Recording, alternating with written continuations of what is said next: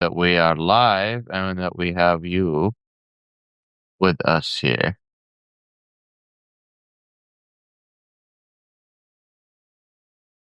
By the way, you need to change your name on Substack. Your Oh, where your name does not appear separate. You have it all one word. Like your oh, first name and really? last name on Substack is mixed together. Oh, I gotta take. Oh, thank you for letting me know. Let me take a. Gee, that's. Oh, wow. And you know what? I've never noticed that. I've never noticed I that. We're didn't writing know note. if I figured that you yeah, I'll take a screenshot for you. I've never noticed that. No, I never noticed that. Let me just see. You fix it. Yeah. Let me just Yeah. fix. Oh my gosh. I need my glasses now. It's not nice getting older. Notice that. No, I never noticed that. Let me Uh-oh. just see. You fix it. Uh-oh. Okay. Well, hello, everyone. Thank you for tuning in. If you just give us a second, we're just gathering our stuff up. We're letting you guys gather up, so allowing everyone to have a second to join us, so they have a minute to catch up to us, and that is important. So we have, yeah. Did you see the name? No, I can't. Or I'm sorry. No, I was oh reading. yeah, Sorry, I apologize. I'm not gonna sorry. look at that. I was reading what was coming out of the telegram. I go to the tribal. I go to the tribal layer telegram. Try to see what's going on. Nice. And I have Okay, their own okay. information coming out. You can tell me.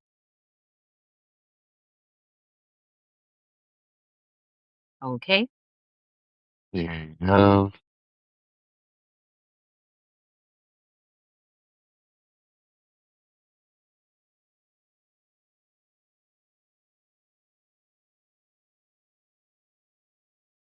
Well, duh.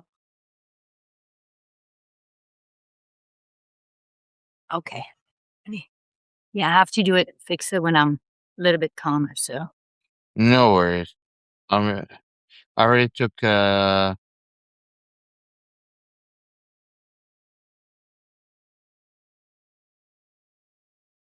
took a picture of it for you. Thanks. Yeah, I gotta fix it.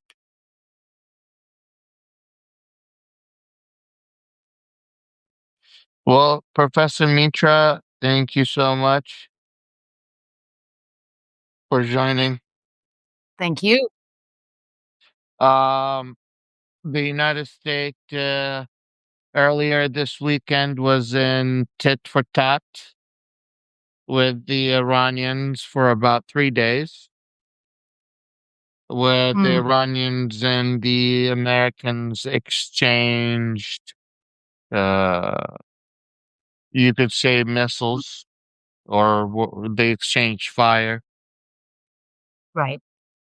The Iranians claim they hit the Fifth Fleet or Third Fleet in Bahrain. Third fleet. I love it. Third fleet. The Third Fleet. So they claim to hit something of the Well, Americans and they did. They did. The pictures came out. But you know what? But you're right. At this stage, it's not even a third fleet. It's like a number one fleet. It's just so degraded. no, that's what the fleet is called. It's like the Third Fleet or the Fifth. It's the name of the Third fleet. fleet. Yeah, No, I know. I forgot what it's called, but it's a fleet. Then you have the Americans, and I said this in my research paper. Mm, Americans are playing the game of chicken, and Trump keeps getting in his car, facing the Iranians, and was like, "I'm gonna ram you. I'm gonna ram you. I'm driving my car." In the last second, he swerves off. You know, there's an old saying, an ancient saying in that region. I'm actually, I think even before Hellenistic times, but certainly in that region. It says, if you take me to the hospital, I send you to the morgue. If you send me to the morgue, I send you to the bowels of hell. And so the Iranians, yeah, I mean, that's the mentality in that region, particularly in the Iranian subset. Remember, Iran isn't 2,500 years old. It goes back 9,000 years. So what they're trying to tell you is the jig is up. What are you going to do to me? Your bases are done. I mean, that F-15 pilot said it best. They have this swarm, and I'm not going to use the term blankety blank. That looks like something alien. Our Navy, well, don't even get there. Great Navy, fabulous, love it, but it's for 20th century blue waters, not the 21st century green waters of the Persian Gulf, with all the missiles, with all the things underwater. And so the Iranians have the upper hand and they know it. Remember, their intention is to drag us in, not to defeat us militarily, war of attrition, but economically. The president said it. We're going to go flat ass broke. We are going to be in 1929 crash. And people just don't get it. They think, well, we have all the oil in the world. I'm like, no, it doesn't work that way. So the Iranians are comfortable. Very comfortable. But I think, I have to be honest with you, I think this is just a dance they're doing, It's sort of like when I told you once before, they want to go for the girl's hand in marriage, I Mhm. want this, no thank you. I want this, no. I mean, it's to the point by the time they said the Americans said it, I'm like, again. So I think Yeah. they're doing this dance. Sometimes I wonder if they're on purposely to calm both sides, to just show them, yeah, we're the man. But the jig is up. What are you going to do? What are you going to do? Go to war? We've already lost the war. What are you going to do? The president admitted we can't afford it financially. We're flat ass broke. We just can't do it. No, we cannot afford the war for sure. But the United States puts itself in a very hard position. They did not hash out the exact Mhm. details that are related to Israel and Lebanon. They kept it vague. And when the Americans wanted to do a peace talk between the Lebanese and the Israelis, they took the most pro-Israeli voices that have been supported by Israel in the past, and they're like, "Okay, you guys make a peace talk." And I'm sitting here like, you understand, Yeah. the Sunnis and the Shiis do not agree on this, and that's 60% of the country. If not more. You're absolutely correct. So, when that first came out, as a matter of fact, I was working on an article. I'm cracking up because I'm like, okay, so let's overlook the fact that you sold the country for a mere $100 million. Why didn't you ask the Chinese? Hell, why didn't you ask the Iranians? They got money now. You should have said, bro, if I were the Lebanese president, bro, I need a couple of hundred, 200 Yeah, million. the I want to give it Iranians to can you. pay $100 million. Sweetie, they got more moolah than you imagine. Okay? Well, Just and by they're the way, paying they're remember, paying they have the Hezbollah Enbridge system. $1 billion a year. Listen, that's the bucket. Look, remember, people tend to forget the Enbridge system, which is from Iran to Iraq to Lebanon to Syria. It's an Enbridge system now that's based from Hong Kong, and it's an Enbridge system, right? It's an Enbridge system that the Iran is going to get its money through, which is based not on the dollar, but the Chinese yuan and everything else. Remember, the Chinese built an Enbridge system in Hezbollah territory to connect everything. The Israelis hid it. The Chinese didn't forget. What the Israelis didn't understand, you can build the building, but it's run from China. So if you want the money, China can have 100 million. Chinese will give you 200 million. But it's not even the point.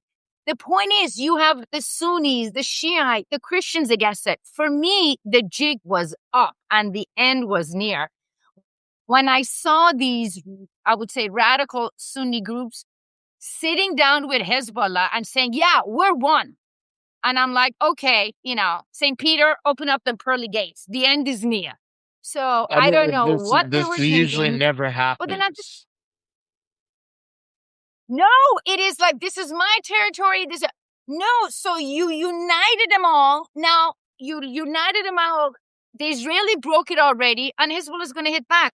But did you notice what did the Iranians say? Pretty quiet.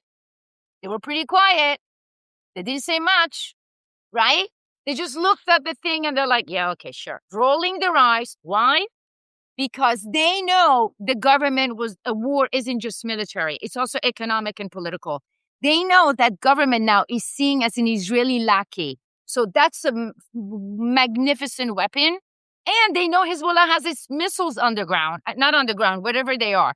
So whatever it is. So my point is, it was, we're in a situation like the more we go in, the more we get stuck. No matter what we do, Like we are Vietnam, lost. like Vietnam, like Mhm. Iraq, like previous wars that our supreme leaders, that great Baba Trump said that he would not do. Baba Trump, like we Not say, do. yeah, he said Baba Trump. He said he's going to end wars. He's the strongest president in our history. He's going to be making peace. He's the president of Right. peace. He said he's going to fix our Well, there's a big economy. difference. What happened to our supreme leader? Well, I think the president does understand that. I don't want people to say, "Oh my gosh, she's defending." I'm defending nobody. You know, I already see the comments saying, "Oh my gosh, she's defending." I'm not doing that. I think he understands that, and I understood that when I heard what Vice President Vance says. But this is worse than Vietnam, because now the veil of us being the most powerful is lifted. We are no longer the most powerful military. No one's seeing as the most powerful economy. In Vietnam, that was not the case. I think the social media, whether it's your program, whether it's on other programs, YouTube, whatever it is, it's the most democratic form of information in the world. But with that comes information that the US cannot control. For decades, they decided what you saw, where you saw it through media, right? They gave a certain mindset. They said anybody who didn't have that mindset was anti Israeli, anti Semitic, or wrong. And so, with the information coming in, the world knows we don't have the capabilities of fighting. The world knows we don't have the economic and military capability. So, this is worse. Like I said before, I said that 6 months ago. I said that a year ago in my class. The minute we go into this, we have already lost the war. It's a trap. It's a trap. It's a trap. The Iranians and the Chinese and the Russians, the Syrians have been planning for this for years. Don't go in. Now, whomever told the president, yo, we could do it in a week, I would fire his or her ass yesterday. Like yesterday. I mean, it'd be fascinating to see when the truth comes out about how many people are really hurt and injured, right? Because it's not the numbers you see. So I think the president is trying to come out in a way that it still makes United States seems like a winner. So I think that is a possibility if you interpret the definition of a winner slightly different. So that's the problem. I mean, what do we, this cat and mouse game? And worse, what we don't understand is that this is the worst thing for the Israelis, because the only ones who are pushing against it are the Israelis and its supporters, whether it's in here or it's in Israel. So I think the Iranians are happy pappy sitting there, although I think the biggest winner of all is China. The biggest winner of all is China. So I mean, today, Malcolm Nance was going over the Beirut or Lebanon map, and I will bring mhm. that up for you guys so you guys can see with me and as I explain here. So Okay, we're I see it. looking Sorry, I'm here. just going to look. You're absolutely fine. I hope it's clear. Now, this is the No, it's clear. Israeli. This is the Israeli Lebanese border right here. Right. Israel currently is occupying all the way here. Let's go up and is going all the way to where?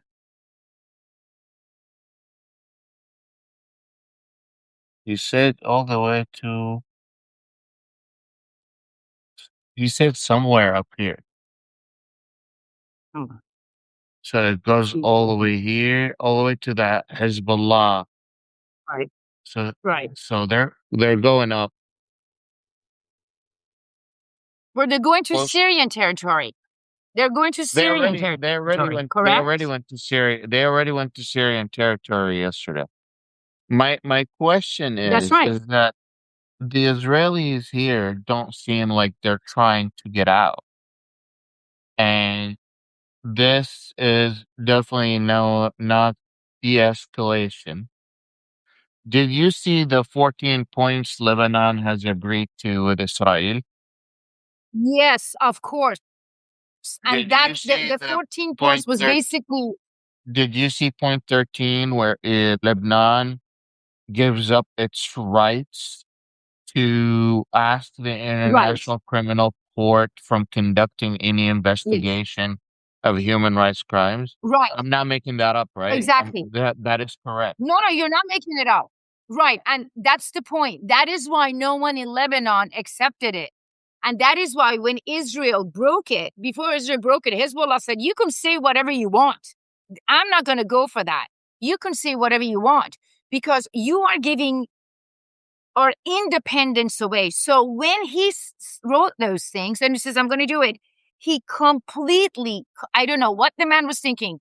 He completely shifted the support, even within the Sunnis, towards Hezbollah, because it became very clear to them that, hey, I may not agree with them theologically or politically, but at least these bastards are defending. And I think the reason Israel did that because Israel has lost a war to Hezbollah. So they were being crucified by Hezbollah.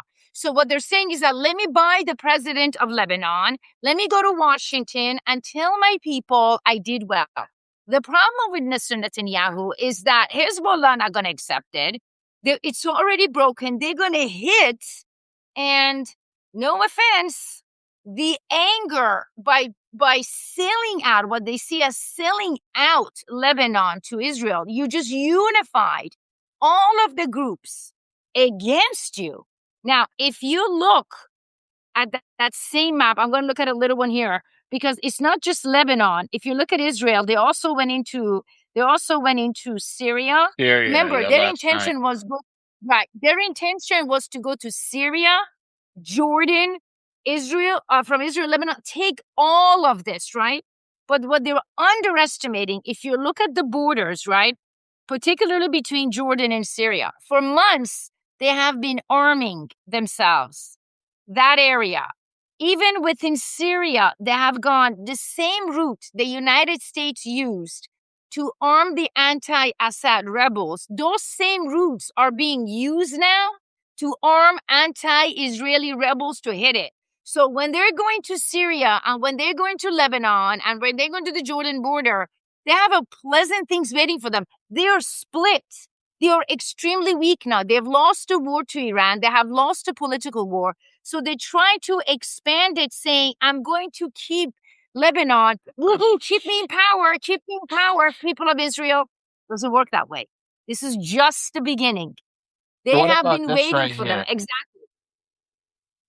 You are looking at, look, I'm going to look at it from here. You're looking at, look at Syria and Lebanon. Do you see it? You're looking at right So below, you have Beirut. You have, this is Syria, this is Jordan, that's right. this is That's Israel, right. this is Lebanon. That's right. What is this right here? That's right. Between all Are of the you three, talking about, between all of the four. well, you have Lebanon, Syria, Jordan, and Israel. That's it. All four. These are, you see the This. water? You have Jordan, Syria, Beirut. I can't. It's this Okay, I right here. can't. My glasses. Right? So what I'm trying to tell you is you have Syria, Check. Jordan, It's on. Lebanon. Okay? You have Syria, Jordan, Lebanon. All of those routes, they are interconnected.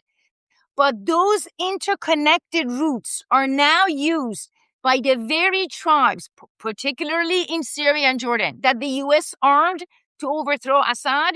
Now they're being used by the Iranians, by Hezbollah and their supporters to prepare them to go against Israel. Israel thinks it is occupying these lands, I'm going to go in. What Israel does not seem to understand. Forget about its politically divided. Forget about the fact that it's internally imploding. Forget about the fact that its economy is poof. Forget about all of that. It is, and forget about the fact that it's stretched too thin. What these nations have done now, it's not that Israel is going to every single one. It's that the rebels in these countries and the soldiers have now circled Israel.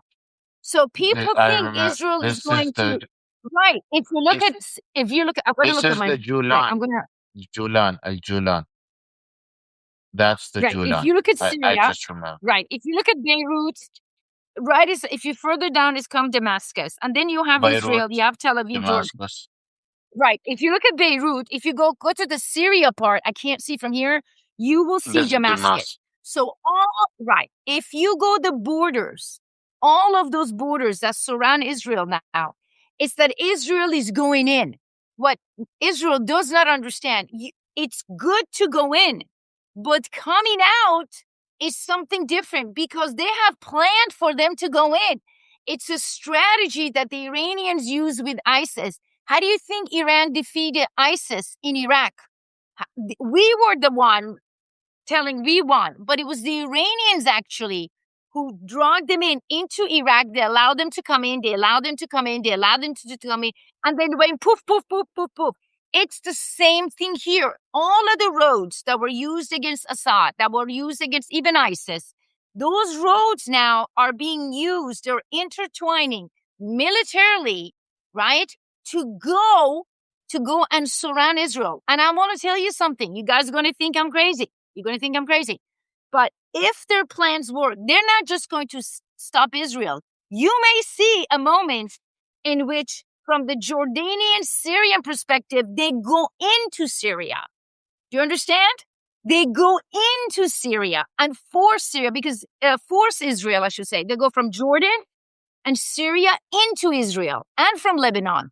The intention of these three countries is to rewrite the maps. So if the Israeli want to come in, come on in. Come on in. We're waiting for you. Bring him in, bring him in, bring him in, bring him in, right? Just keep bringing him in. And once you're in, then you're circled. People will die. You're right. People will die. It's war. But if you lose that part, there is not going to be the Israel as you know in a moment. And I think that is what Israel is not understanding. Just because you got some guy in Lebanon who's you may have to bump off soon, right? No, no, no, Uh, no. Israel understand this, and Ben Gavir, the Secretary of National Security, have said it and denounced the peace agreement between Israel and Lebanon. But the issue is they go as far as wanting to eradicate all of the Lebanese people. That's oh what no, Ben there's Gavir no said. denying that.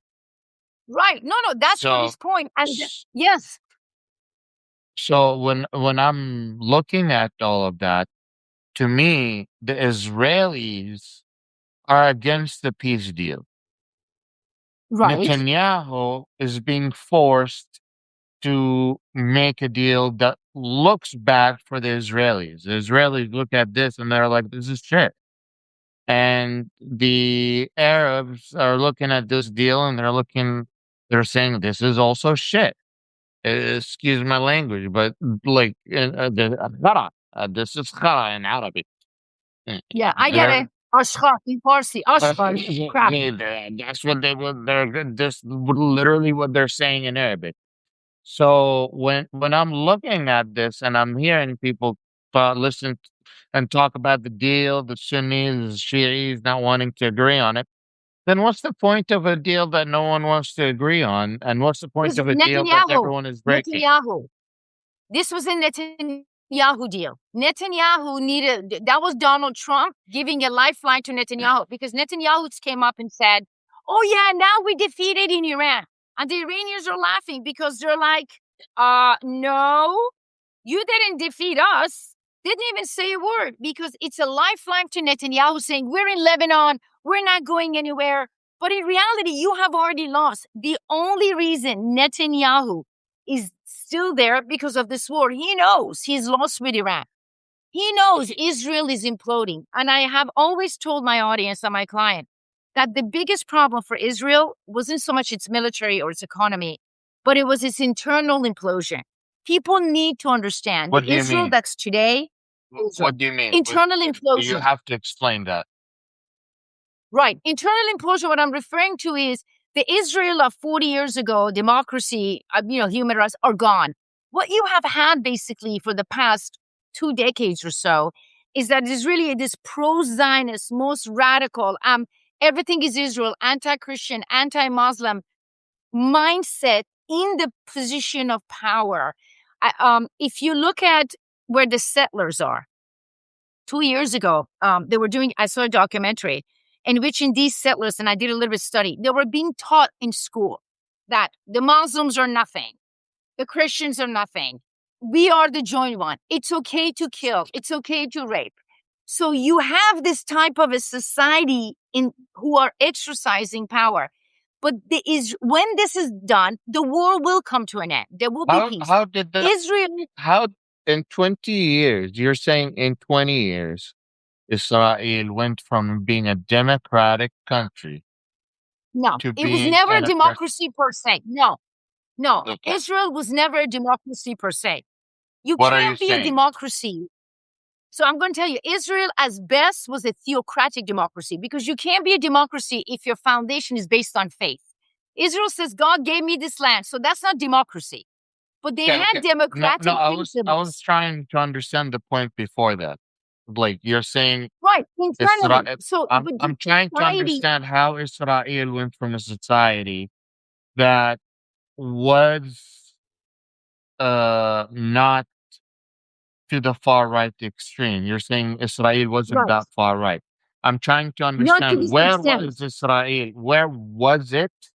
What Right. does that mean where it was to people? Like what was Well, the scale? right. And how did it change from being there to where we are today? Because Right. those are So, really important questions.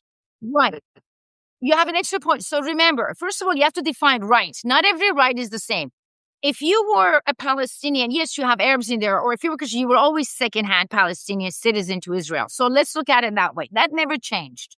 Remember that. That never Okay. changed. It became clear it was more of an apartheid state.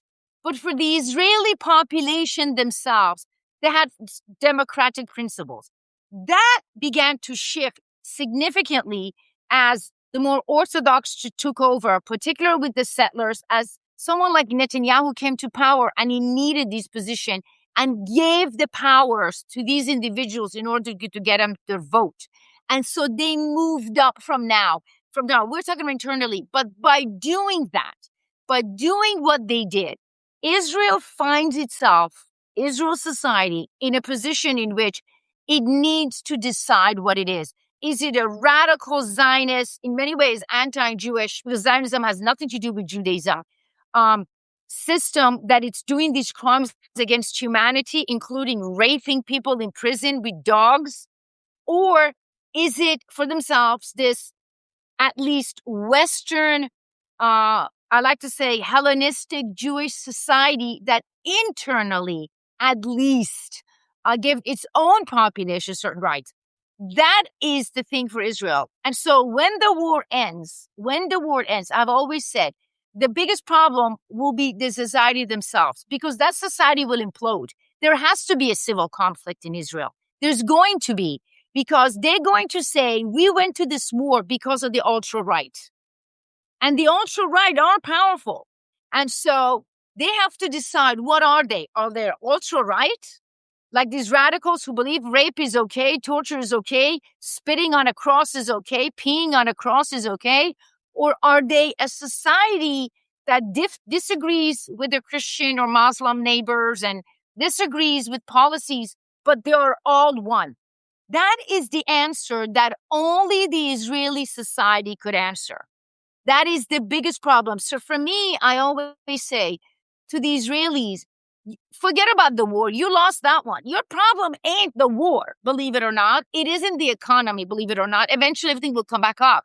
It is what is meant to be an Israeli and what is meant to be a Jew. And are you a Jew or are you a Zionist? Are you an Israeli or are you a Zionist? What are Can you? can I Until can I you answer that, you're not going to have so peace within there's the something society. there's something about that just came my way yesterday, Mhm. and that it needs a little bit more coverage, okay? So there's Yes. this account that's a little bit upset with me, and essentially, on one hand, they're saying that being anti-Zionist Mhm. is anti-Semitic because, and then I went to the definition of Zionism. Mhm.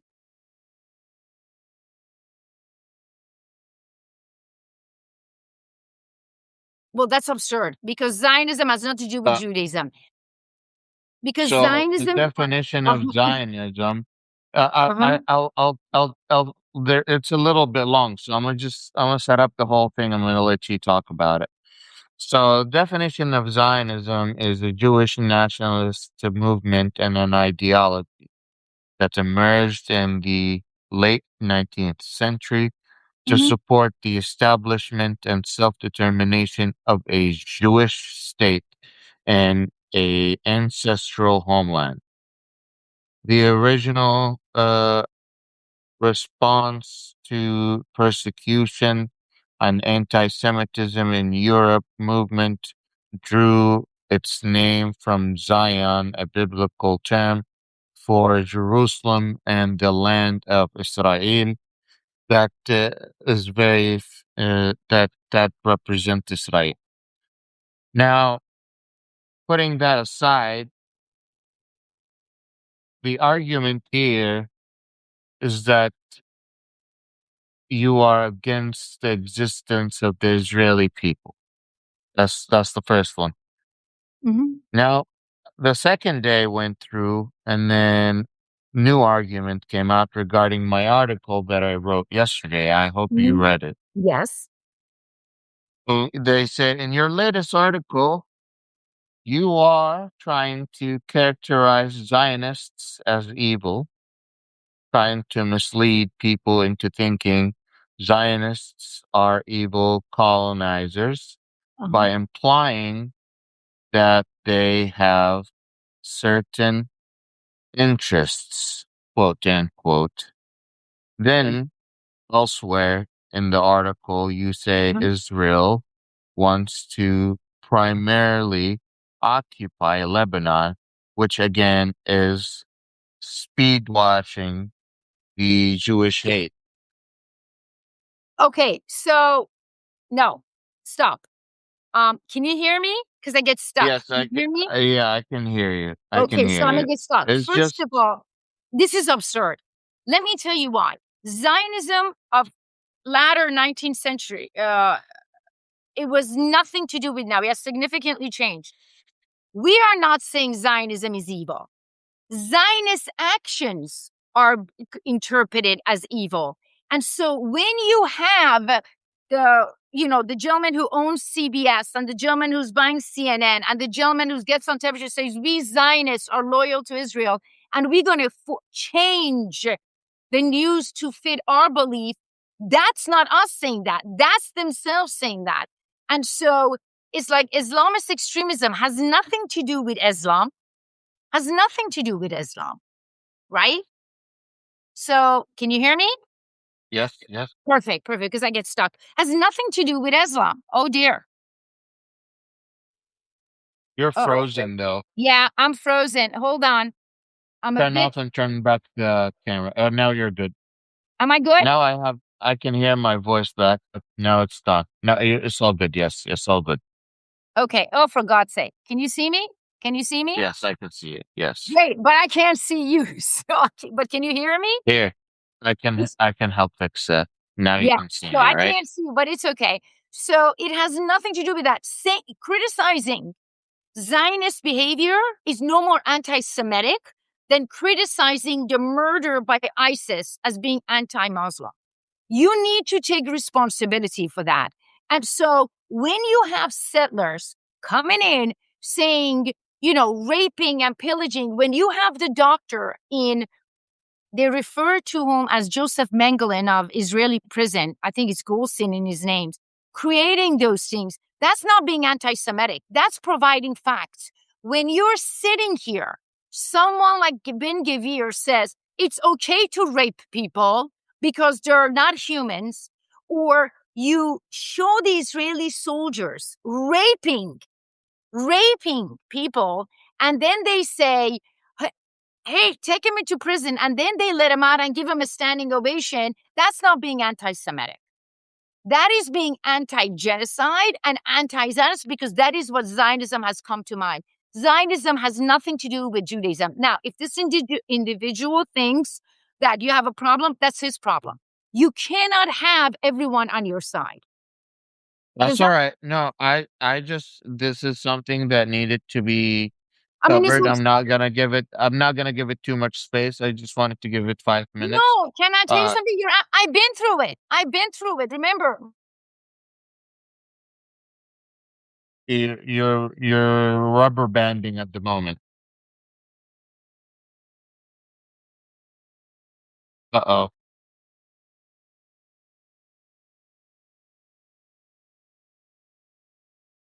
We'll give her another invite. Well. Again, I'm gonna come back to the original point of this topic, and I wanna know literally oh, by the you way, I see me? added I got stuck. I'm no, sorry. I yeah, apologize. you're okay. So I apologize for that. No, what I'm trying to tell you is you will always have one in a tour group.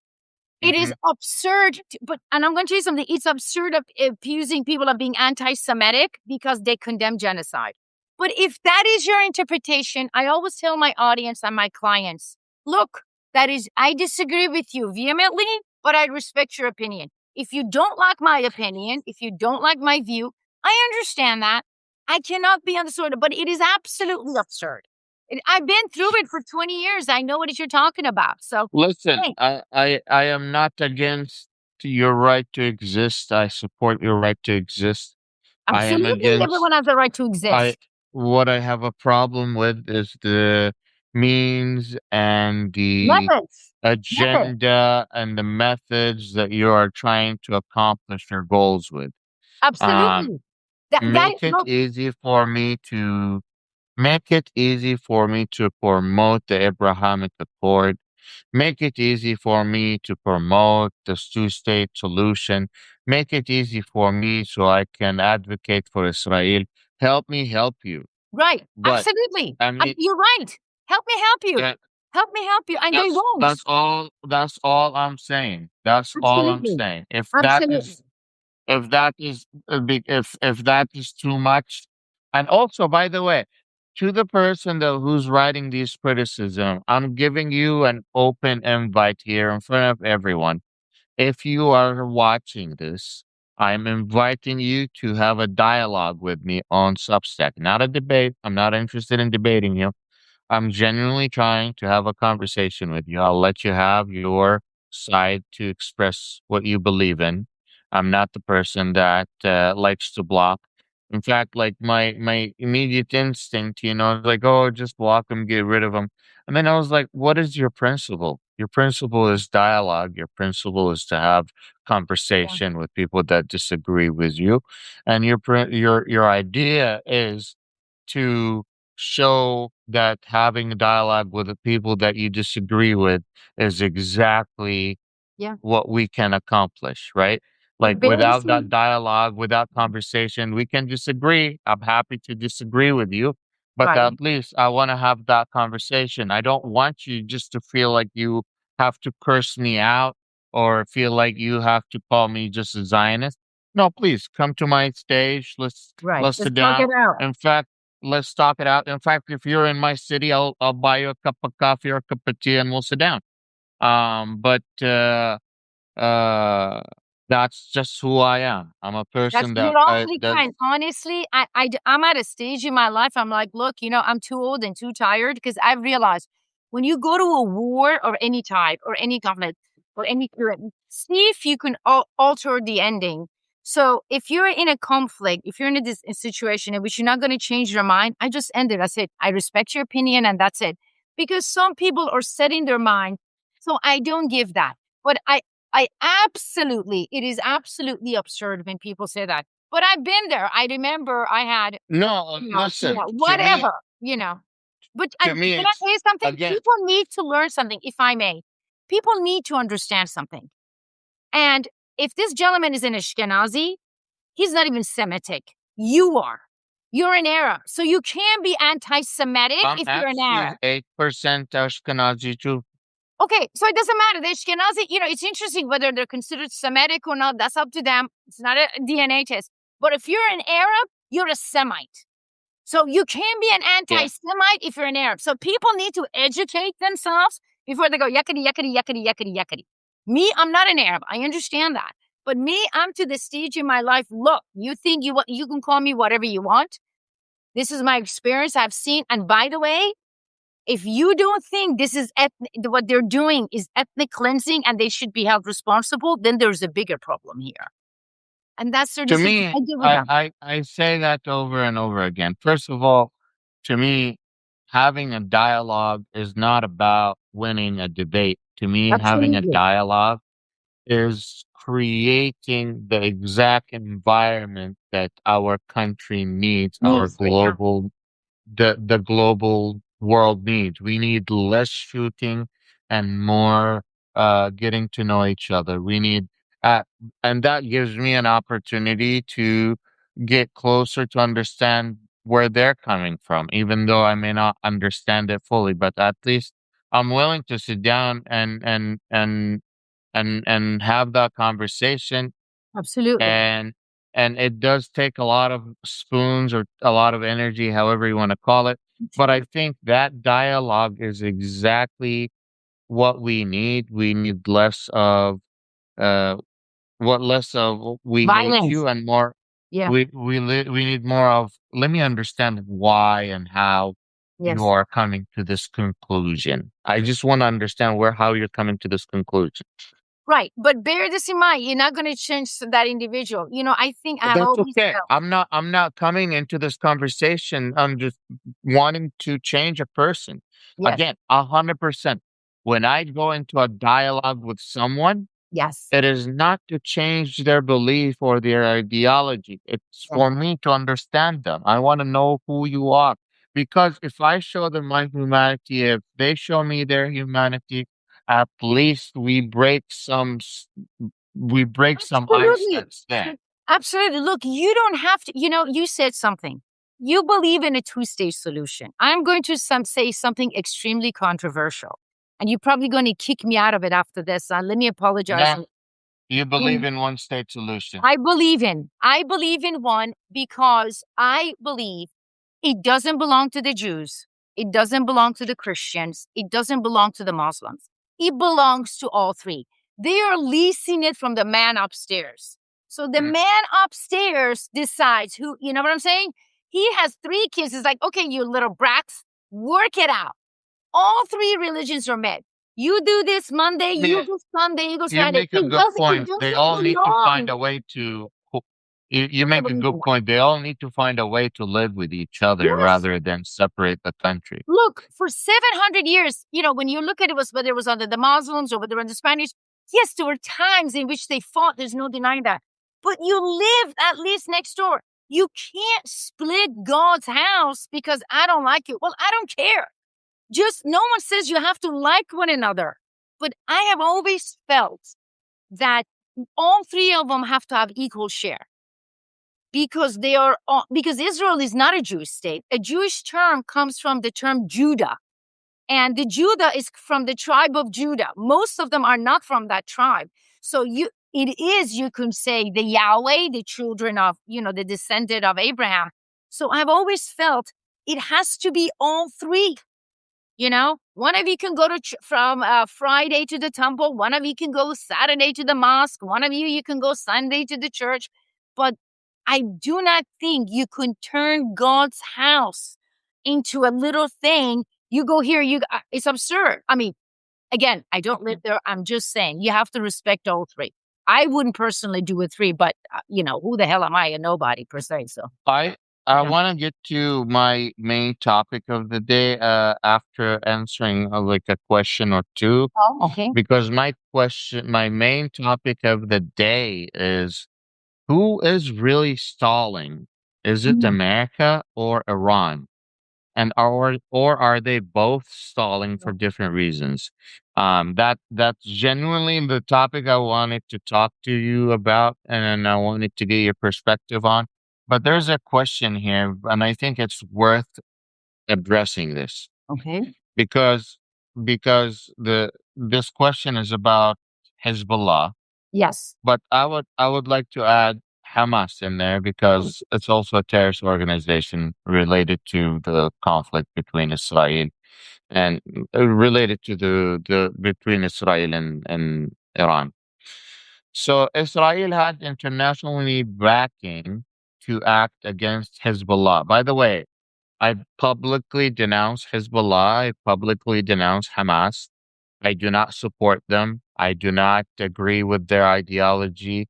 I do not agree with their methodology. I do not agree with uh, uh, the Whatever. politics. Yes. And if you think otherwise, then you are You have your opinion. misunderstood. Yeah, you have your opinion. Whatever. Yeah. Misunderstood. Whatever. You have your own Um, opinion. Yeah. I don't mean you, but I mean them. So yeah, yeah. I'm just making clear that this is not to be misunderstood. This international backing to act against Hezbollah. Much of the world condemned Hezbollah's attack and recognized Israel's right to defend itself. But that recognition doesn't extend to everything Israel has done.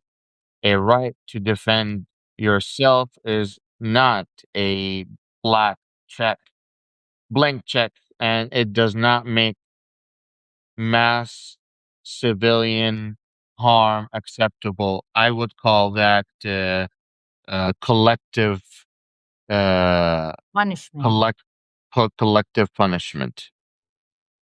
The I have executive conversation by DM with anti. I wanted to learn about his position. I did learn and I did listen, but he would not respect my position. Oh, Unfortunately, um, what? Okay. so Teresa went out of her way to talk to that Lisa? person that was no, Oh. I'm just reading off of Oh, I was my about to see what I messages. kind of lost. I was like, what? No, What? no, Don't no. go like So this. I have my own Q&A on my channel's Wow. Okay. chat. Because I was trying to figure out, like, what? So I'm doing this. I'm like No, my mother no, now. no. What? What? My mom. So What? Teresa tried to communicate with anti Zionism is racism, and That's not good. No. that's Yeah, fine. that's her So, thing. It's like, it's like someone telling me, are you no, no, against no. ISIS? Hello, No. Teresa was trying to to reach out help to the you. Zion, Yeah, I get it. and Get she it. was trying to figure it out. Yeah, But it seems like anti-Zionism is that's her racism. choice. Didn't want to listen, but we'll Let it see. go, bro. Let it go. I'm not That thing let is it like, go. yeah, you gotta let it go. If I were you, you're not gonna Forget the change fish everyone. deal. Go yourself a martini. Go make yourself a fabulous cherry martini and enjoy yourself more. Oh well, whatever kind of martini. Uh, who's prepared to be partner in it? I would like you to elaborate on your question. Who would like to be partner in what? So I'm gonna go to. In the meantime, you guys, I don't know if you know, but you can uh on by swiping to the side of the screen to the right or left, you wouldn't exit the live stream. The live stream would go Oh, to the bottom, and then you can go to your messages and find my channel's chat. and then you can find a thread there that says ask the questions here, and you can put your questions there.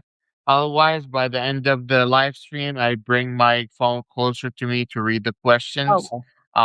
that are written. So if you can't go and write your questions over there, save your questions to the end so I can read it one by one.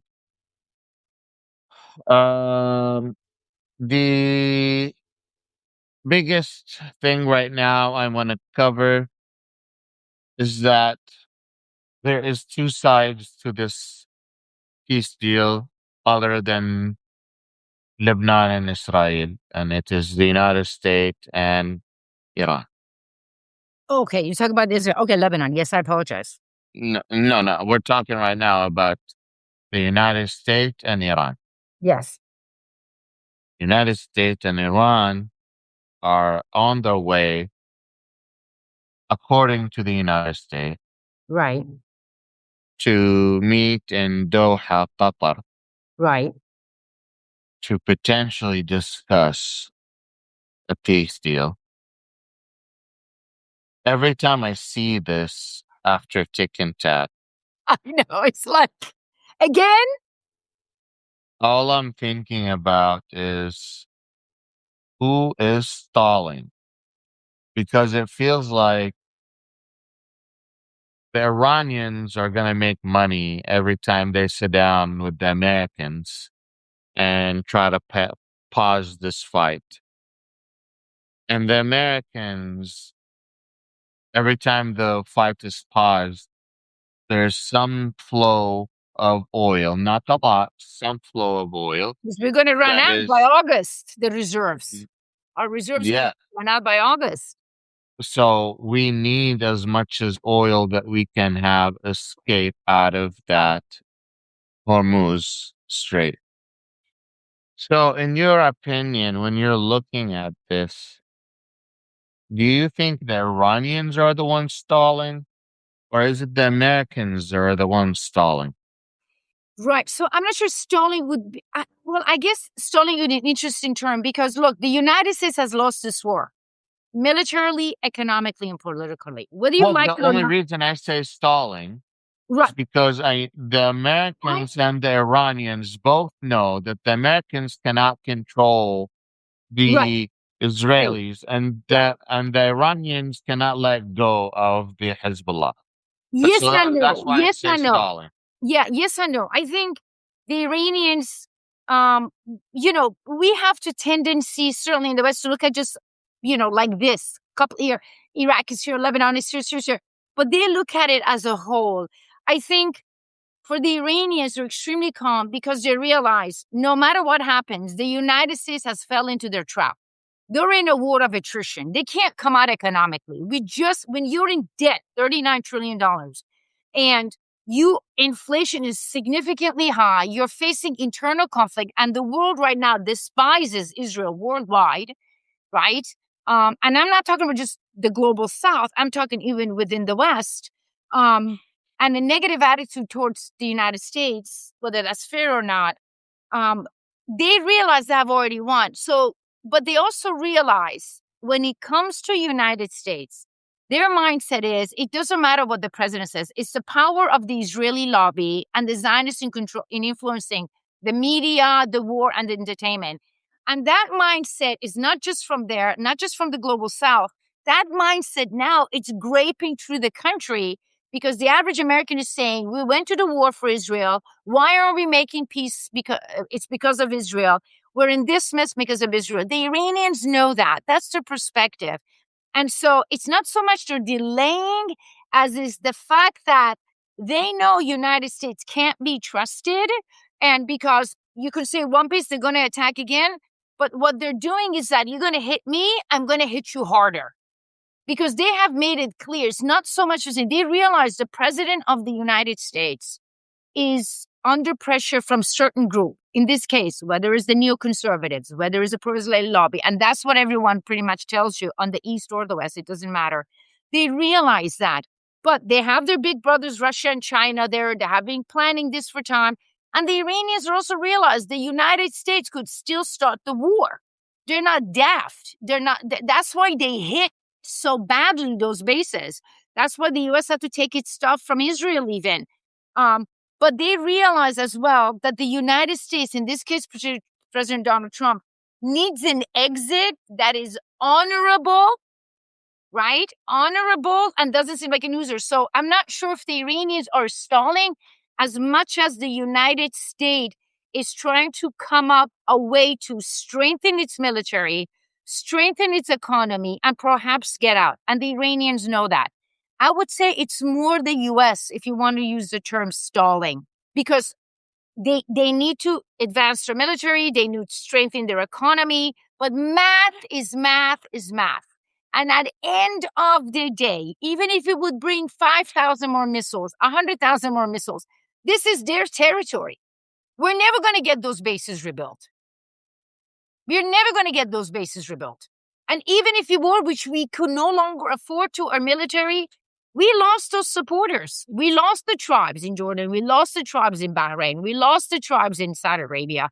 We lost all of those things. And Mm. so I think it's the U.S. that's stalling and stalling for the, as you said, for the terminology, stalling. I think the Iranians are like, look, you killed our leader. We're going to, mourn his death Saturday, and that's going to be an interesting one. And so for their perspective, they have the world on their side. Their intention was to win, not just military and economically, but also politically. Because the world, whether you like it or not, there's only few countries in the world that are against Iran right now. Whether that's fair or not is a different issue. But we are just looking way of saving face right now. And I think the president knows that. He was, whomever gave him this advice was not a good one. So it's us. We're trying to come out. Personally, if I was the president of the United States, let's say I get invited to White House, I'm sure I would be honest. I would go to the American people and say, look, the jig is up. This is how much damage they did to us militarily. And this is how many people have really gotten killed and really seriously injured. If you tell the people the truth, even the ones who are supporting you, they will say, whoa, Kimasabi, let's go. I think they need, if he was honest enough to say we can't afford it financially, if he was just honest enough to say we can't afford it military, it's over, he would have the public behind him 100%. And it would show to the Iranians he has the courage, and they would give him a face wasting out. The Iranians aren't vindictive. They're not vindictive like that. They would give him this face saving way out. The problem with him is that one day he's like this, the next day he's like that. One day he's like this, the next day he's like that. That's the problem. That's the problem, I, unfortunately. But at the end of the day, you've got two options. Stay, go broke and die, or get the hell out of Dodge, survive, and then realign yourself as a power. That's just the way it is. so, question is, forget the peace deal between the U.S. and Iran. Mm-hmm. The real question is who's prepared to deliver on it? Who stays accountable for outcomes once it's signed, and who stays at the top table when implementation gets hard? Well, that's where the deal is. So remember, this is, people need to understand, this is a memorandum of understanding, for crying out loud. And It's only so an agreement to sit discussion. down Jesus, to people have the need actual to chill agreement. down. Right. People need to chill down. I think there's some things you got to accept. The Persian Gulf, the Iranians are not going to do a toll. They're going to charge a fee like they do, when you go through the Panama Canal, they're going to give 30% of it to Oman. You have to deal with that. You also have the international organizations. The problem, I think, for us is that we damage our reputation to such an extent, and we showed so little respect for international organizations that their power to, cement the law is somewhat limited. But I always tell people, let's get it going, and then we'll see. We worry about it's going to be implemented. Let's just get it going right now. Right now. Again, it's the memorandum of understanding. Let's talk about it before. Let's just get this ship. You are trying to run, but you don't know how to walk. Well, So the question is like once it passes, right? What passes? It's already Who's passed. no, no, no. Once an actual agreement passed that Oh, you is mean like a ratified treaty? by the Well, it UN. is. Is it a treaty? Is it an agreement? It really No, matters. it's well, Iran said specifically they want a deal Yes. that is ratified by the UN Security Council Right. and ratified by the US Congress. Right. They're not gonna So trust. Yeah, they're not so gonna. so Yeah. how the question is based on that.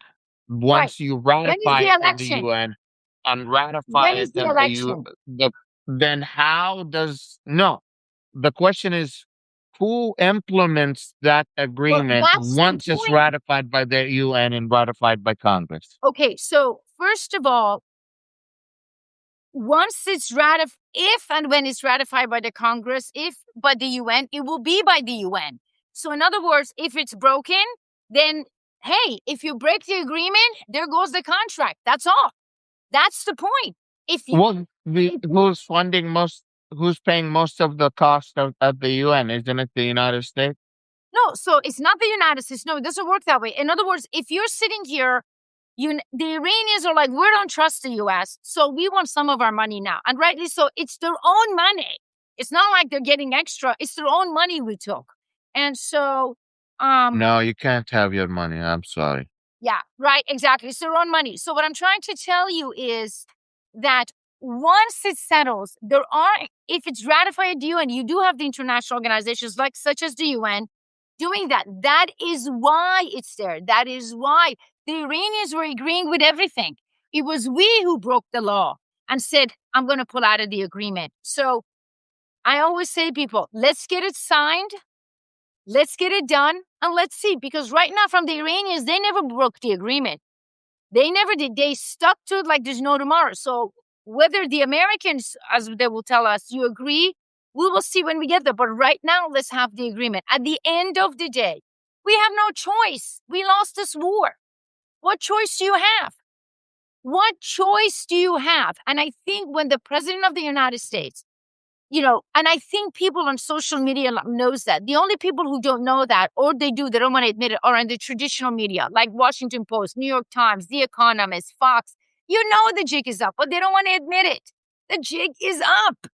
What are you going to do? You can't, if you could have won the military war, you think we'd be sitting down with the Iranians? Come on. You think if you would have won, we would have lied to the American people about how many have been killed and how many have been hurt? Come on.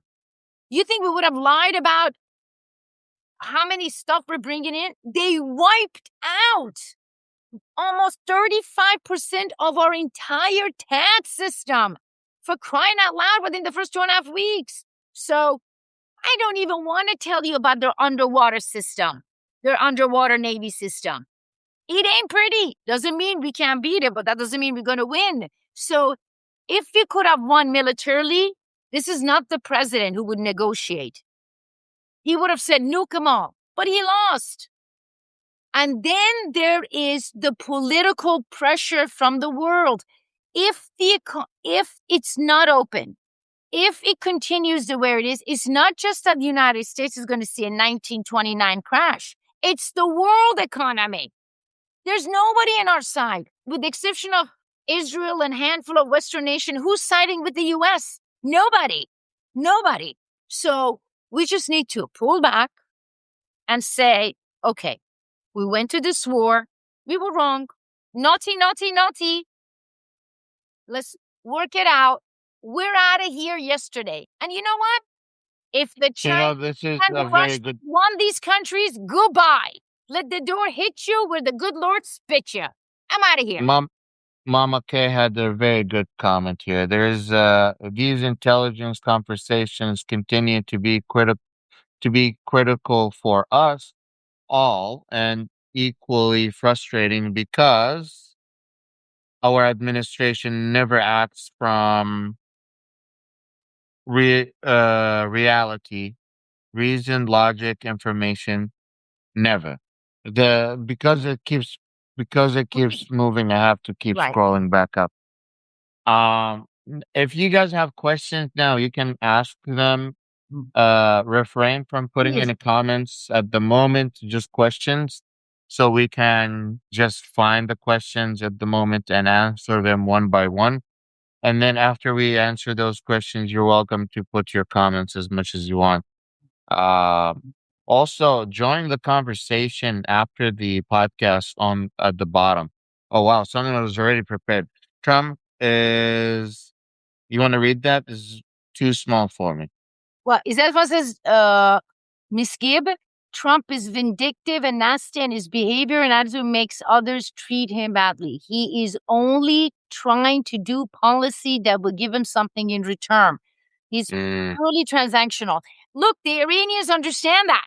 They understand Trump is transactional. So they are trying to give him a deal. Look, you get this and we're out of your hair. You do this and we're out. They're trying to be transactional. The Iranians absolutely understand that.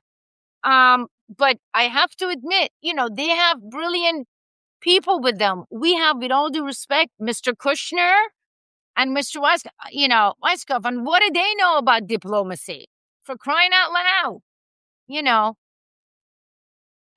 So Teresa has an observation that's followed by, is it correct?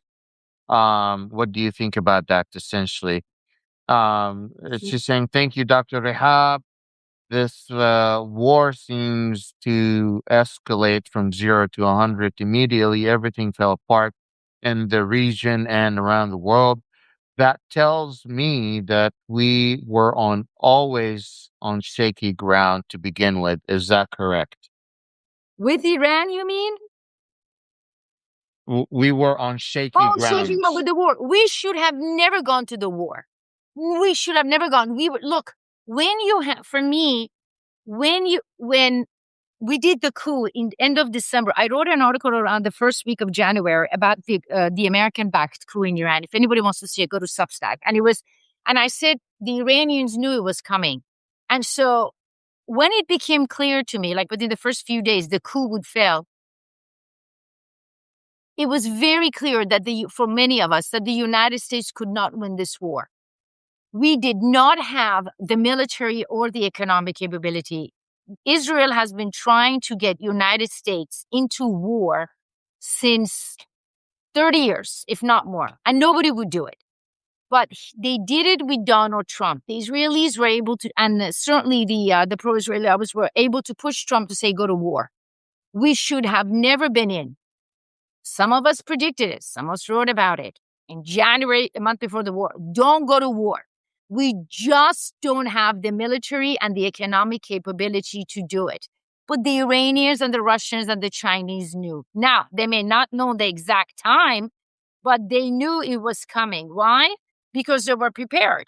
That is why when we hit, within 10 hours, they took out 10 nations. They went after the Gulf countries. They went after the United States. They went after Israel. They just went poof, poof, poof, poof, poof, poof, poof. They were ready. Despite of Khamenei, they were ready. So I think we should have never gone in. But unfortunately, could have, should have, would have is irrelevant now. You need to get the hell out of Dodge now. You need to get out now. Cash flow, let me answer your question. Who holds the mandates to actually enforce the terms once an agreement is signed, and what happens once a side defaults? Likely, if a side defaults, the whole agreement will fall apart. If there It was depends. sanctions, the sanctions will It come back. depends. If No, I there don't think was, so. Are you referring to the well, sanctions? Oh, U.S. it depends. sanctions. It really depends. I mean, honestly, let me put it this way. You have an extra point about the sanctions. If I just may, the Iranians and the Russians and the Chinese came up with the Enbridge system. Well, the Enbridge system was Yes. obviously China and all that and UAE, but right now it's bypassing UAE, is going to mostly China and Hong Kong. One of the reasons they set up this Enbridge system is to limit the power of the sanctions. So by getting paid in the dollar, by getting not in the dollar, by getting paid in Chinese yuan, by getting paid through the Enbridge system, they are limiting the power of the Enbridge of the dollar. Now, it really depends what part of the agreement breaks and to what extent.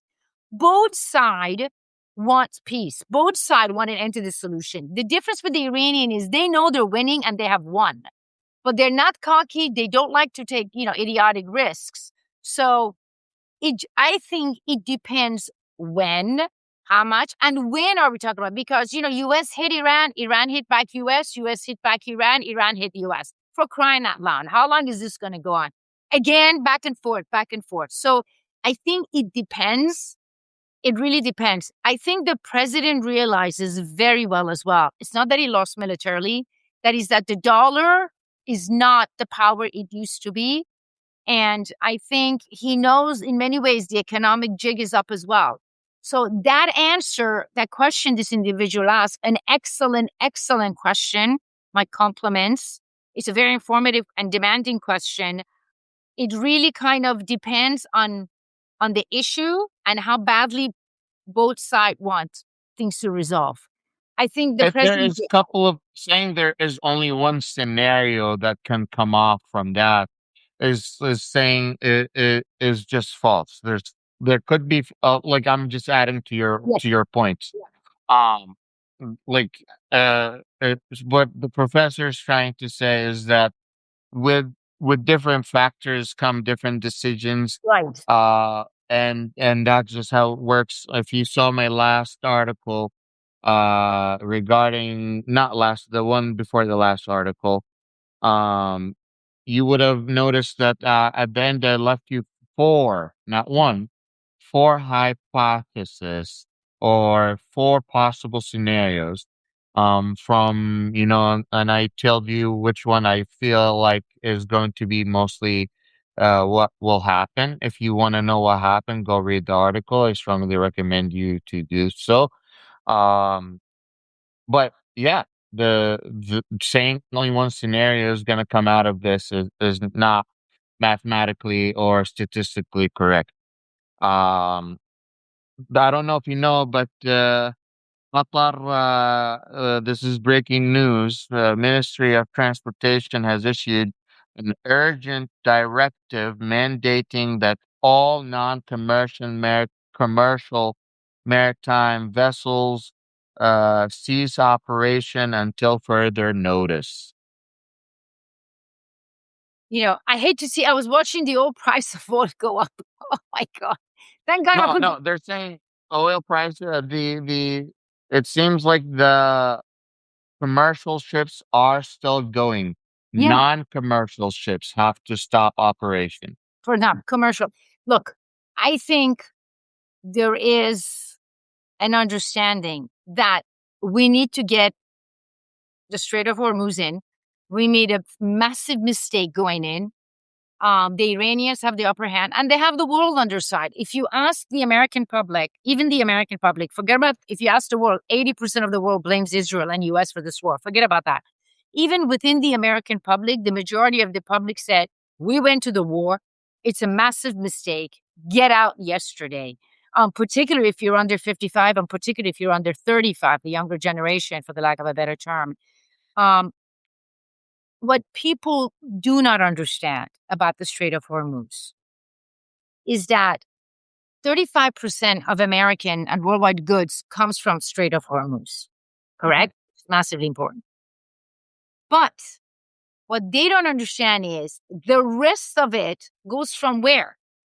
Goes through other regions. For United States, it comes through the Panama Canal, which is massively important.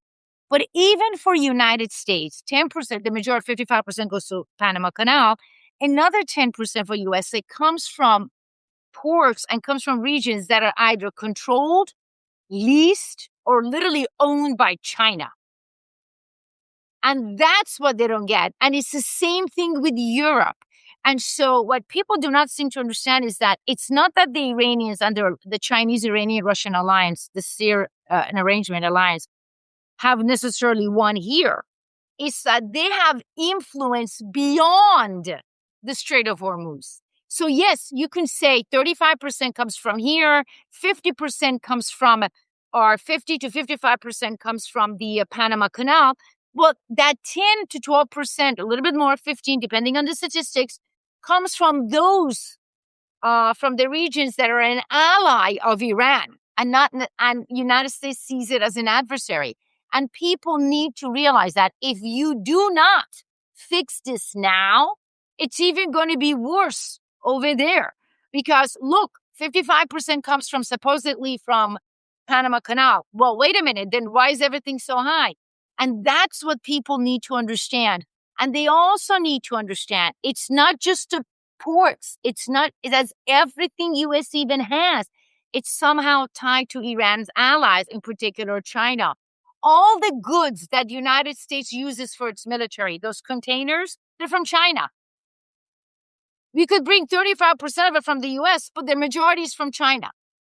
Everything you own, the phone, the charger, the pencil, one way or another is connected to China. Whether it's either transported, created, owned, shipped out, one way or another. And so when you are fighting Iran, you are fighting a person that not only has China behind it, but a person that will say to you, you don't want me? Go to China then. What other options you have? People need to realize that. People have to understand that. And I don't think they understand the ramification of cementing the Chinese, Iranian, Russian alliance. I just don't think they don't understand. And I'm not trying to be disrespectful. The massive, massive political implication and strategic implication for cementing the relationship between China, Iran, and Russia, not just in the region, but on United States hegemonic power. I just don't think they conclude that in there, because if they knew, damn, they'd be out yesterday. They'd be like, okay, the hell with it. Let's make a deal with the Iranians, because I'd rather deal with Iran than I'd rather deal with China. If you're watching this, take a second to destroy that heart button at the bottom right and share the live stream with everyone so we can have more people coming. Take a second to click on my name at at the top, and you'll find that you'll find Dr. Rehab. If you have subscribe to her, please subscribe to the professor. She does need your support. She gives amazing analysis, and would love to see you guys support her. She does have a course coming up that is open for you guys to sign up if you're interested. They have limited seats, so if you have been looking forward to signing up for that class with Dr. Rehab regarding Middle Eastern world analysis and U.S. politics, it covers many things. If you're interested, reach out to Dr. Rehab. She already made a post about it, and sign up to get a course with her. It's a good opportunity if you're interested. But remember, it's not politically correct. It's an interactive course. I just want to say that it's going to be on Zoom. It's interactive and it's challenging. So some of you may not, be like, whoa. So we have another question to you. This question is from Shannon. She says, we know that Netanyahu funded Hamas in Gaza, knowingly directing funds that were meant for the support of Palestinians into Hamas hand. Do we know of any identical funding to Hezbollah? Also, please correct me if what I read about Hamas funding was incorrect. No, you were not incorrect. no, she was not incorrect. Hezbollah, no, because remember, Hezbollah is a Shiite one. Hamas also takes money from the Sunni Gulf countries. That's why Iran wasn't so much supporting Hamas as the Palestinian public. As a matter of fact, they knew Hamas betrayed. No, they're talking about Netanyahu. Yeah, They're, I mean, they're, the Netanyahu. question, Right, exactly. the So question is, Netanyahu we is, know that Netanyahu funded Hamas in yes, but not Palestine, Hezbollah. directing No, funds. Hezbollah is a Shiite one. They wouldn't. Hamas No, most the closely. question is, did was No, there any Israeli support for Hezbollah at any point? at any point. Actually, No, not the thing that because it's unless you go back, no, not 1983, not maybe during that, but no, I don't think so. Now, I want to make something very clear. I want to tell you something. Up to 2015 or so, just before Mr. Netanyahu really came over, the Iranians and Israelis were talking behind the table. They were doing some investment behind one another. But no, generally, Hezbollah is a Shiite one. And generally for the Sunnis, I mean for the Israelis, Hamas was a bigger problem because it was internal. Remember, it was we who went to not we, the Israelis who went to Qatar and said Hamas could stay with you. Here's the money. So yeah, that's why when people say Hamas is a terrorist group, I said okay, and then why are you funding Hamas? And who's guilty here? The one, just a terrorist, or the one that gave him the money? Yeah. Sometimes you have to, the enemy of my enemy is my friend does not work all the time. It's not wise. This region is different. It's not a normal let's see. region. Missed any questions here, which I'm sure I have. Oh, No, we've been talking about so much stuff. But when the ban? No, oh, they're going to see who mine is actually? very fast. Mine is going like this. So I can't. It's going very fast. Who actually ratifies the border peace? The border peace that Trump made is just a joke. Oh no, the border peace. Oh, No forgot. one What ratifies border that. peace? I don't think it even exists because I think people were like, look, the border peace was signed by some countries that they may not even show up now. I mean, I'm looking at Jordan, I'm looking at Saudi Arabia. So although Iraq was a fascinating one to me, what happened in Iraq yesterday, that tells you the power of Iran. What happened in Iraq was incredible. Wow. Uh, well, we are reaching an hour and a half almost. Do you have anything you want to cover or Right. talk about? I know it's not on people's mind, but I do want the people to pay attention to Iraq because what happened in Iraq is massively important. What you have is, remember, for those who read my article or we talked to you in our meeting before, is that, you have the head of security, Mr. Shatri, tough guy, basically connected Iran to Iraq to Syria to Lebanon, its embrace system. What did he do yesterday? Because remember, Iraq is almost completely digital now because you can control corruption. What did he do yesterday? After the Iranians hit the American, the Kurdish bases when the American Israelis were there, he went in, took in the army, took in the military, arrested the pro-American politicians, not just Sunni, but also Shiite politicians who were corrupt on the side, arrest them all. But this is what he did. He went into the green zone with the army, with the tanks, and with He the did the police, MBS move. right? But with The the Ritz police, Carlton move. right? But with the police. So now what I find it fascinating is you have the American military, you have the American embassy, all in the green zone. But who's protecting them outside is not the American military per se. It is in front of them. It's the Iraqi security officers who were trained by the U.S. Ka-ching, ka-ching, ka-ching. And the Iraqi military who was also trained by the U.S. Ka-ching, ka-ching, ka-ching. To me, that is fascinating because sometimes Iran shows its muscles in a way that you have to watch to believe it. So for me, that was exceptionally important because what Mr. Shatri did was that it showed not only the ability of United States to use sanction has become weakened because they're going to use the Enbridge, but that they are going to control the corruption and the pro-American forces, not just Sunnis, they were also Shiite, yank him in, use corruption as an excuse in prison.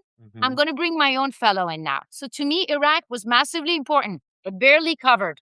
Barely covered. That's exactly what Crown Prince Mohammed bin Salman did. In a way, yes. In a way, he did.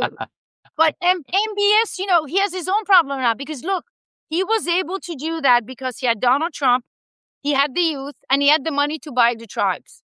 None of them are there now. He doesn't have the money to buy the tribes.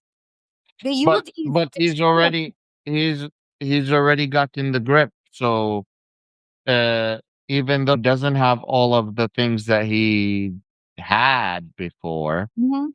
the fact of the matter is he clipped the nails of the claws of the rest of the royal family. No, but it's not the royal family, but not the tribes.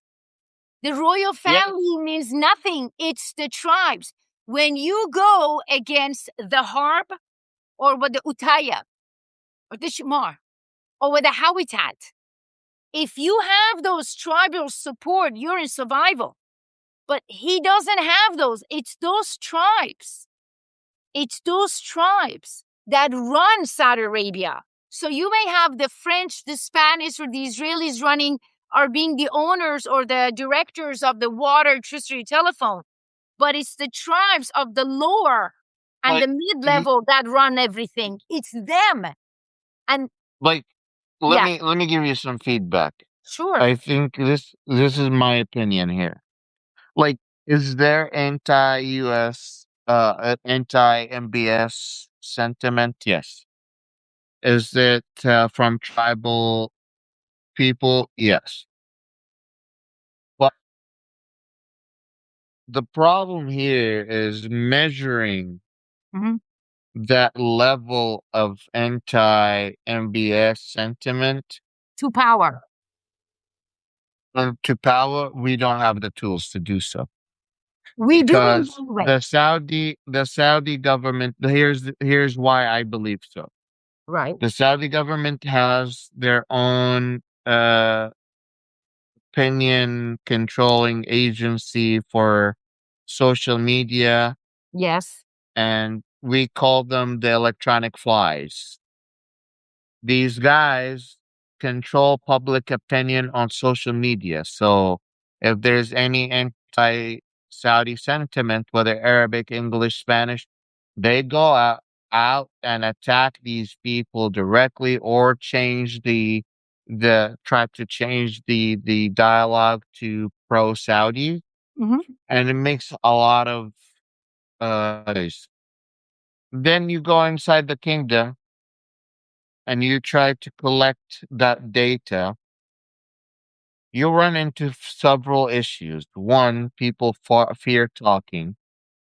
Two, if they are willing to talk, then you are talking to a specific group of people that have already gotten to a point where they don't give a fuck. And that is not enough.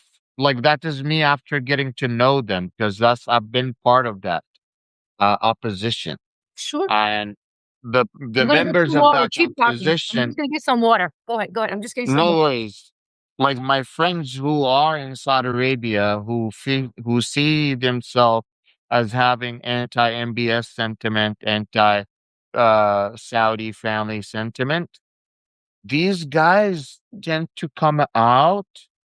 They tell you, if they catch me and they kill me, I don't give a fuck at this point. They tell me this in person. So I don't think that type of personality represent all of the tribes. And then those tribes, when they are sitting down in public setting or tribal setting, they might talk between their family. But Mhm. the issue here is MBS made a big thing. He made an app on your phone. Yes, I know. That app, See where you that are. app, not only that, it allows any citizen in the kingdom or non-citizen to report anyone who they No, I suspect understand. is an enemy of the government. Right. I understand. Now, once you do that, any criticism that happens in any small of the tribes, if you have one person that is just a spy for the government, which they pay a lot of people to be insider spies, the whole circle can be taken down easily. So here's the problem with that. I'm going to disagree with you here.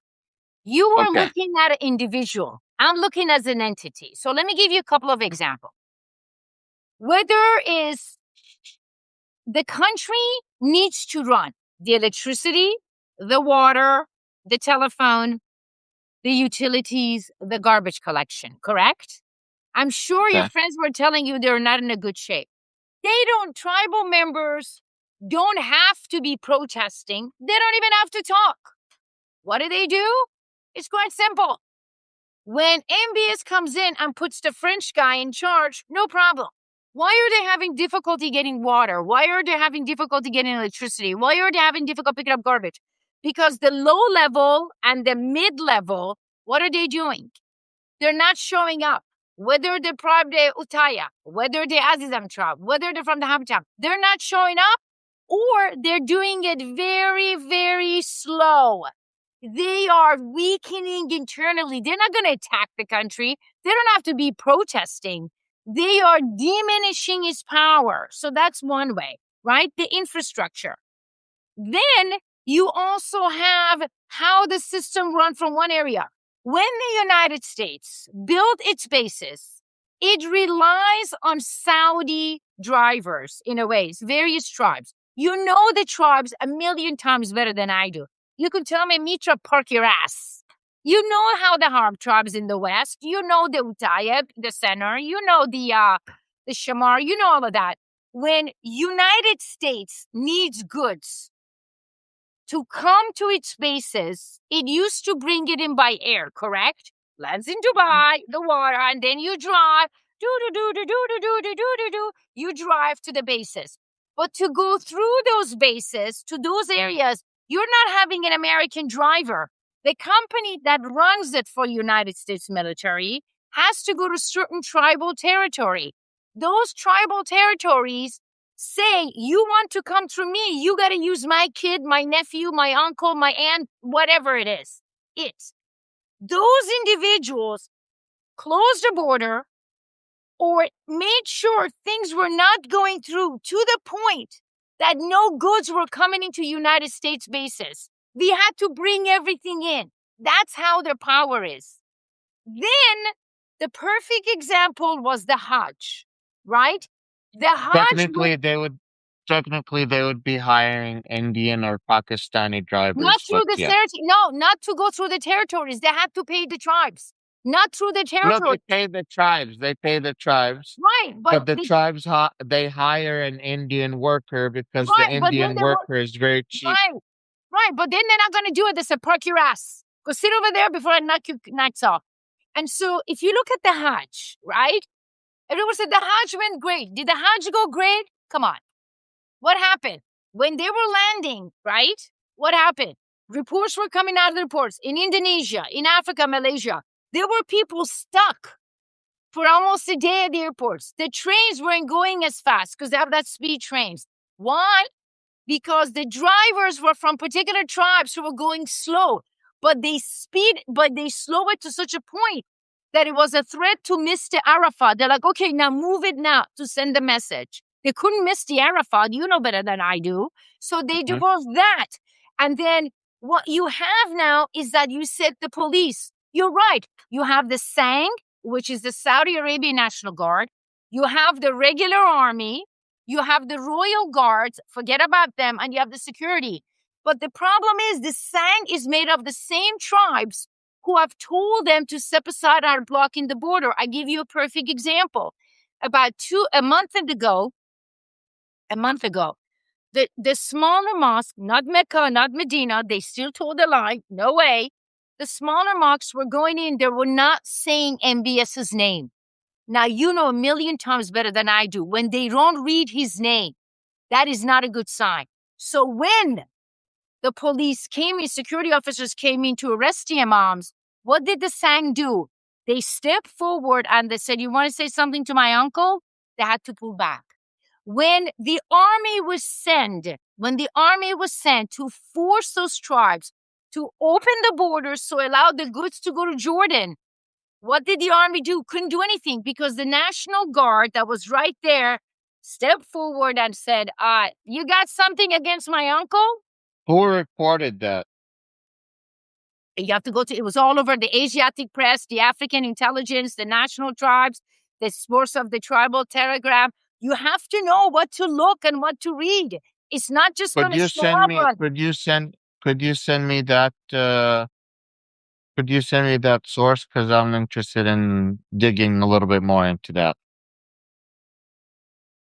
Sure. I send you some stuff. Okay.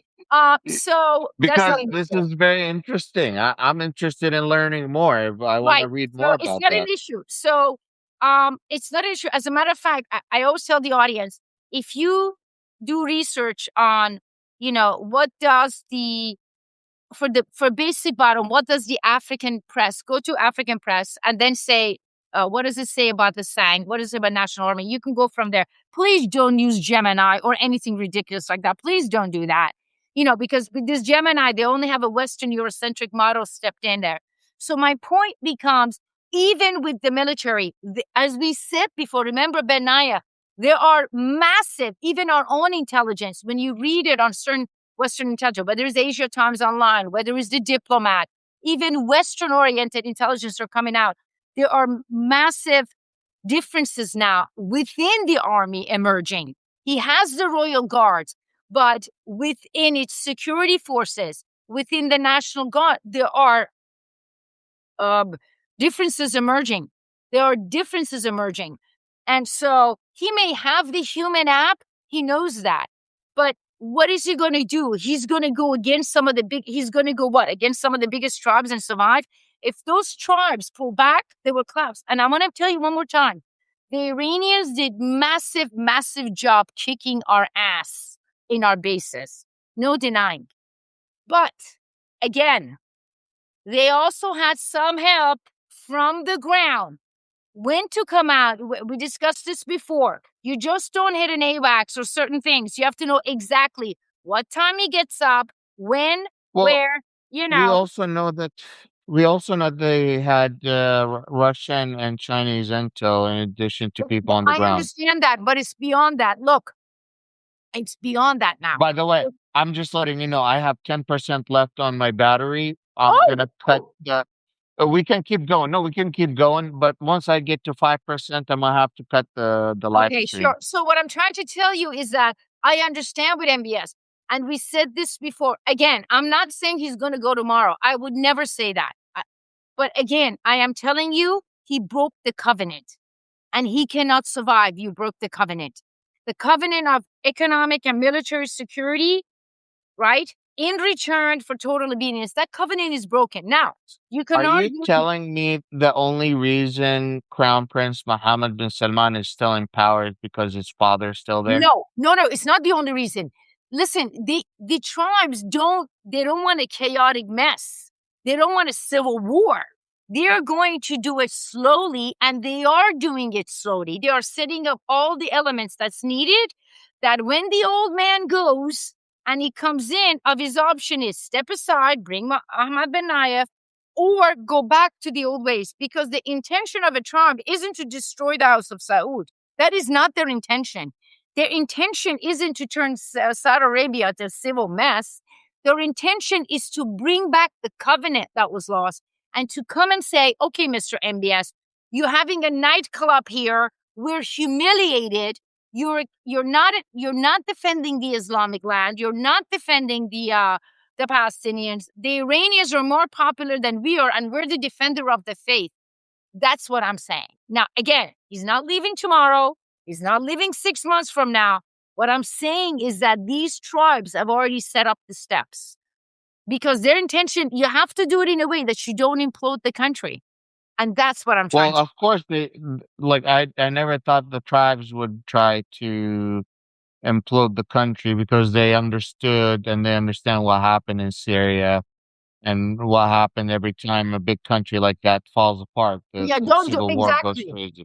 Exactly. Please These don't do tribes that. really, the tribes really understand that importance, and they're still loyal a large part of them to the Saudi crown, whether the family Pop up. itself, No, not no, not it's not right. The the house of family. Saud, right. The family is different. Remember, he's not the only one. There's Ben Naif still there. There's Amanaf. There's other people. And I have to tell you, and I will tell you, if I'm not saying what MBS is going to do, but if I was MBS's side, I have four things against me. Everybody hates my guts. That's the reality because the country's five things. Number two, we're flat ass broke. I don't know where it's going to get the money. That's where you have to pull back. Number three, blood for revenge. There's no way those people who were murdered and butchered and, beaten up to death 10 years ago, almost 9 years ago, forget that. There's got to be blood for Oh blood. no, not even 9 years ago, 5 years ago, Whatever. Yeah. with the indigenous tribes in north west of Right. Arabia. Right. Just them. Just them. I mean, we're not even going back to the Khoisan. الحويطات The Hawitan. tribe. Remember, they killed the Hawitan, one of the main leaders of the Hawitan. Yes. They didn't forget. So you have those. Yes, And let me tell the audience what the Al is. Al is a tribal family, the indigenous tribal family northwest of Arabia that was basically being kicked out and they refused. So they sent in the military and they literally killed them with guns to get them out so they can build Neom and they can start continuing their 2030 vision of Arabia. So if you're going to Saudi Arabia to enjoy their new entertainment and their new city in northwest of Arabia, know you're sitting on land with blood on it. but first of all, Neom stopped. Neom stopped. And There's it no did stop. money. Right. So there's no money. They're humiliated for the conservative, sons, just because you're young, shaking your ass 100 miles from Mecca, right? You're siding with the Israelis against the Islamic world, and you have two other things. And you don't have Donald Trump now. Donald Trump looked the other way. It's different now. It has become very clear to every Arab in that region, population or the leader. The only concern the United States has is for the Israelis. That's it. And whether that's because the Israeli push.